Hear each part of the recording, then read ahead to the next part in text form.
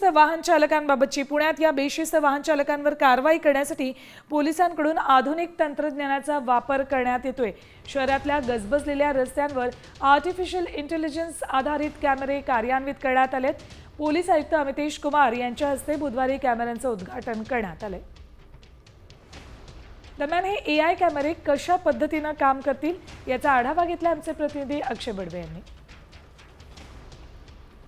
असाल तर पुण्यातील एफसी रोड वरील एआय कॅमेरा तुमच्यावर आता लक्ष ठेवेल।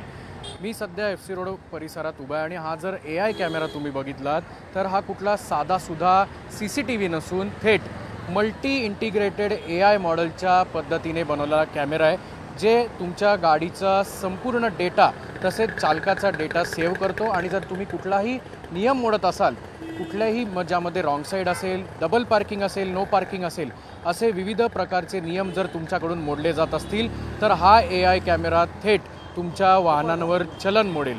पुण्यातील एफसी रोड असेल, जेएम रोड असेल किंवा एमजी रोड असेल, या अशा सगळ्या रस्त्यांवर प्रायोगिक तत्वावर या एआय कॅमेराची जी इन्स्टॉलेशन आहे ते करण्यात आलेलं आहे। साधारण 150 मीटरपर्यंत या कॅमेराची मेजरमेंट आपल्याला पाहायला मिळते, जेणेकरून एफसी रोडवरची वाहतूक कोंडी किंवा जेएम रोडवरची वाहतूक कोंडी कमी व्हावी।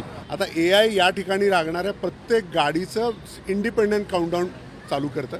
गाडी थांबली की त्याचा काउंटडाऊन टायमर झाला, 180 सेकंद चलान इश्यू होईल, ते चलान त्याच्या अकाउंटवर जाईल आणि त्याच्या खात्यामध्ये पडेल। आपण बघू शकतो की हा जो मॉडेल आहे तो सध्या ट्रॅफिकच्या अनुषंगाने पुण्यातील एफसी रोडवर कार्यान्वित करण्यात आलेला आहे। पुणे पोलिसांनी एआय कॅमेरा बसवल्यामुळे आता देखील वाहतूक कोंडीचे नियम मोडणाऱ्यांवर चाप बसेल अशी अपेक्षा।